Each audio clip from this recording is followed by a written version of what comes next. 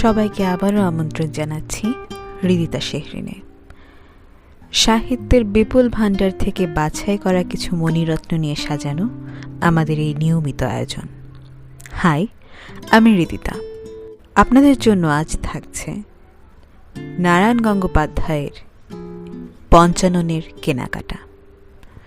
শুরু হচ্ছে নারায়ণ গঙ্গোপাধ্যায়ের গল্প পঞ্চাননের কেনাকাটা।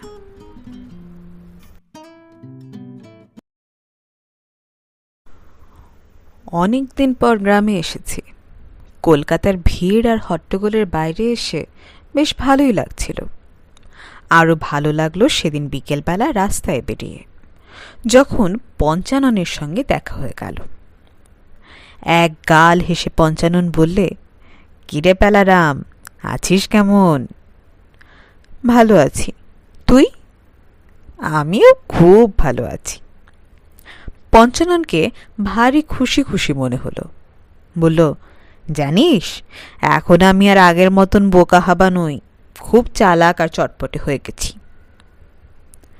শুনে আমার সহজে বিশ্বাস হলো না। পঞ্চাননের বাবা গ্রামের বেশ ঝানু জোরদার, বিস্তর পয়সা কড়ির মালিক। লোককে ঠকাতে তার জুড়ি কেউ নেই। কিন্তু তার ছেলে পঞ্চানন ঠিক একেবারে উল্টো।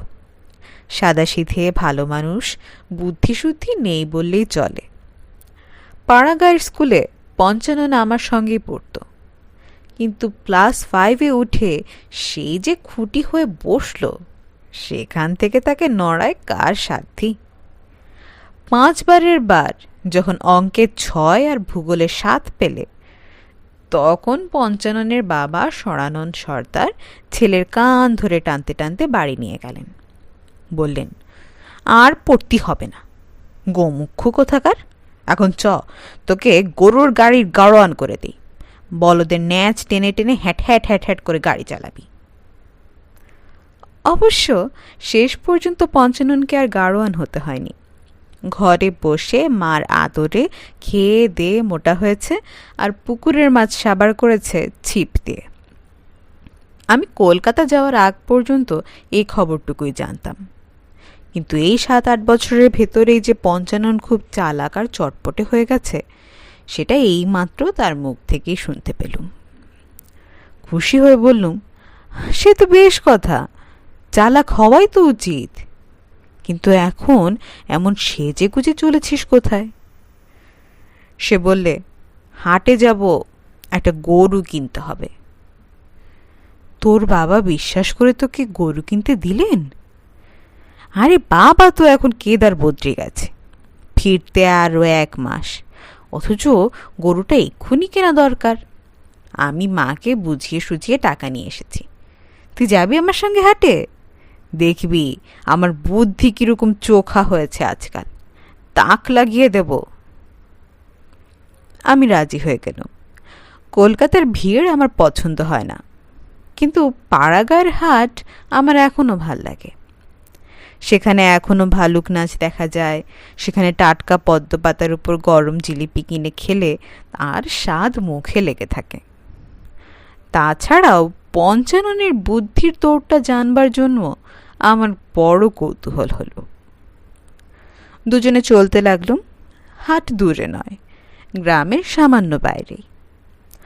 পথে হাটুরে লোকজন কেনাবেচার জন্য যাওয়া আসা করছিল। হাটের সেই চিরকেলে হই হট্টগোলটাও কানে আসছিল।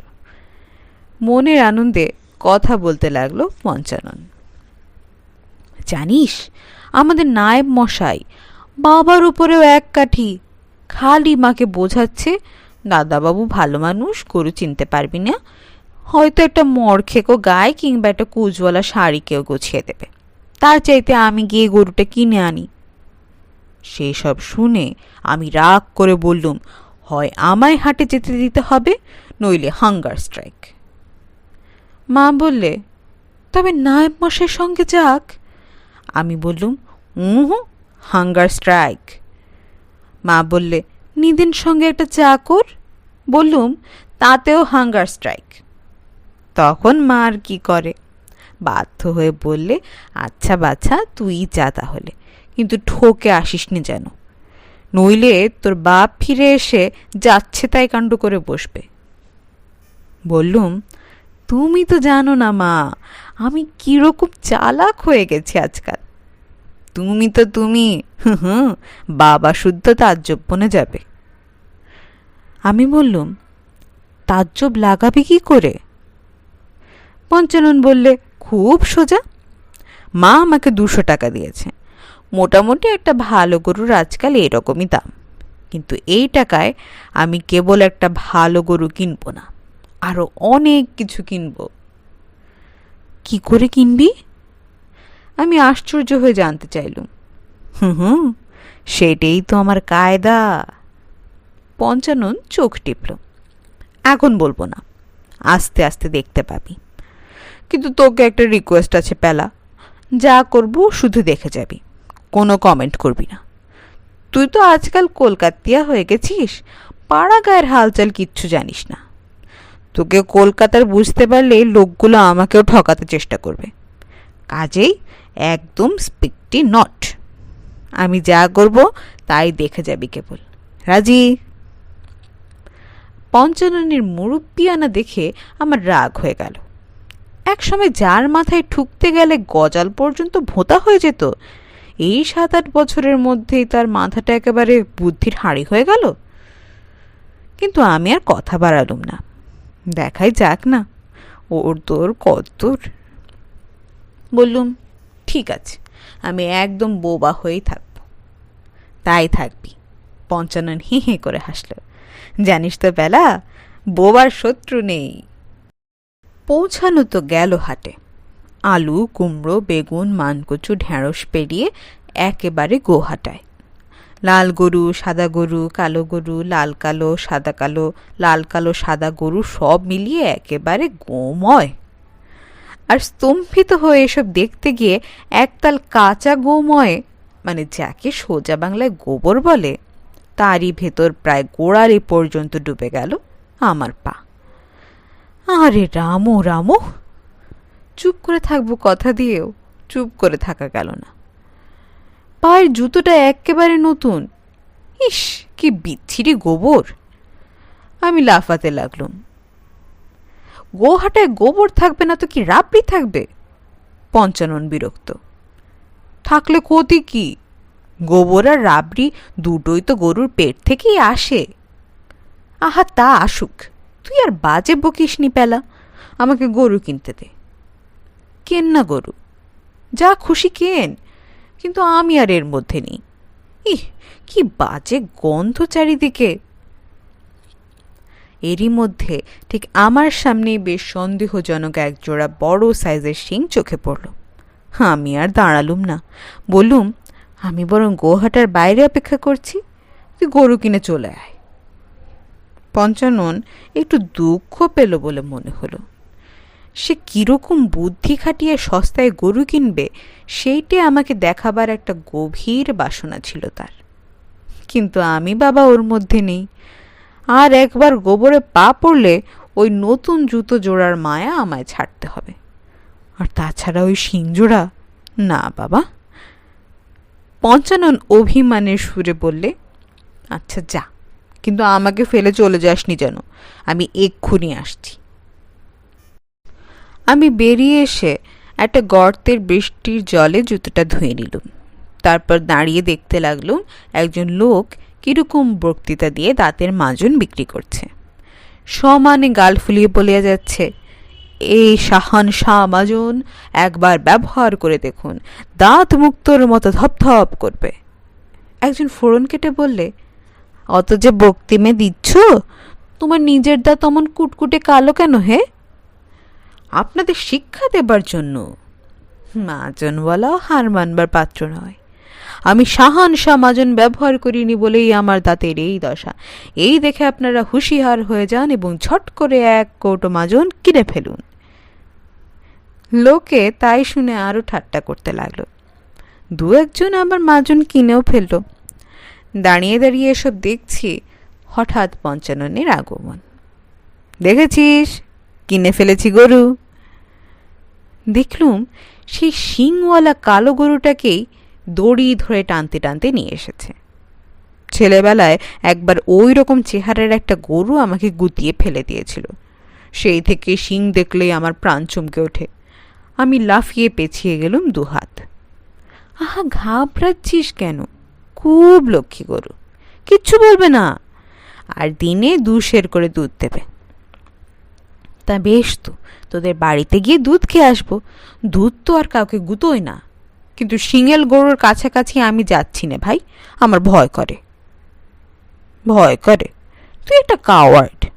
এই দেখ কেমন মিঠে মোলায়েম গরু, এ দেখ আমি ওর শিঙে হাত বুলিয়ে দিচ্ছি, সঙ্গে সঙ্গে ম্যাজিক, ফোঁস করে একটা আওয়াজ, এবং তারপরে মাথা নামিয়ে শিং বাগিয়ে গরুটা তেড়ে গেল পঞ্চাননকে।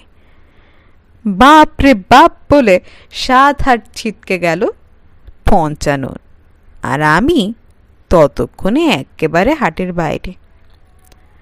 পঞ্চাননকে সামনে না পেয়ে গরুটা মোটা গোঁফওয়ালা একজনকে ধাঁ করে ঠুসিয়ে দিলে।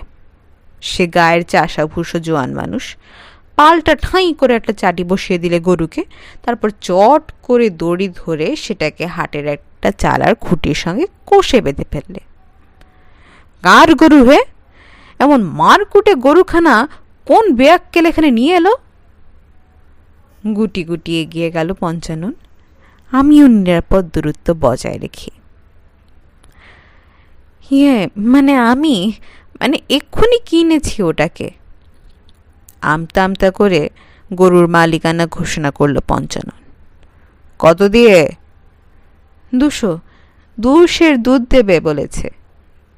ঠকিয়েছে তোমায়, নির্যশ ঠকিয়েছে বোকাপে। 2 সের দুধ দেবে? হাড় বেরিয়ে গেছে, বুড়ো হতে চলল। 5 পোর বেশি 1 ফোঁটা যদি দেয় তো নাম বদলে দিও আমার।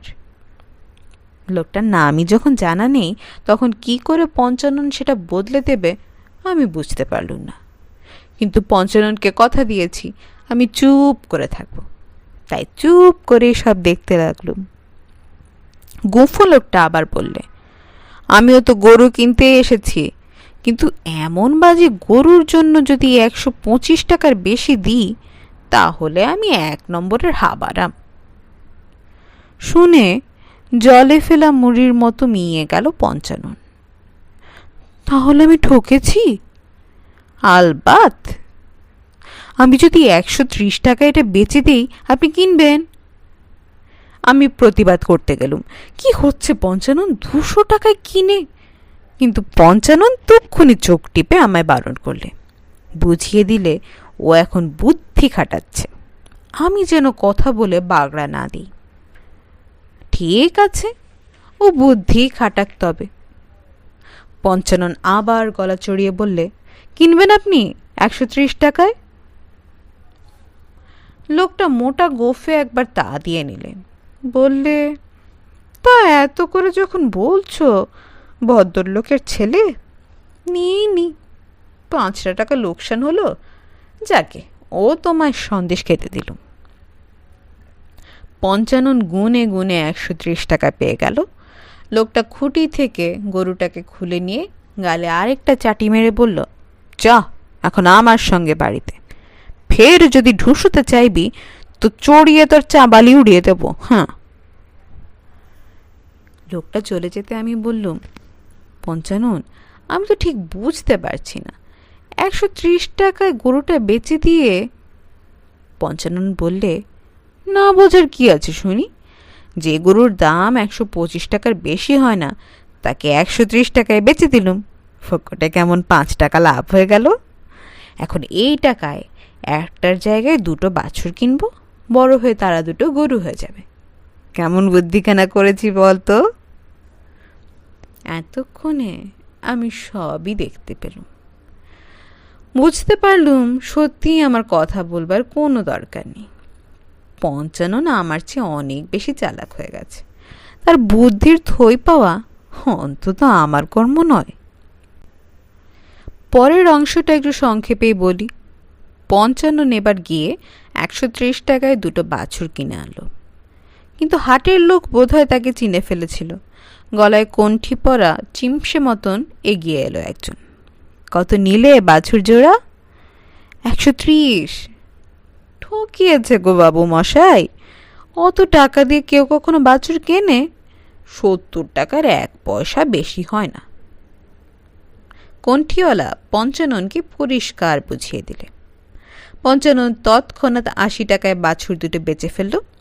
মানে এবারে 10 টাকা লাভ হলো তার। তারপর হঠাৎ একজোড়া বড় বড় খাসি কিনে আনলো 80 টাকা দিয়ে। আমি বলতে যাচ্ছিলুম, গরুর বদলে খাসি দিয়ে কি হবে? কিন্তু ততক্ষণে গলাবদ্ধ কোট পরা আরও একজন এগিয়ে এসেছে। খাসি দুটো কিনলেন কত দিয়ে? 80 টাকা। ইহ, ছি ছি, লোকগুলো কেমন জোর চোর হয়ে গেছে আজকাল।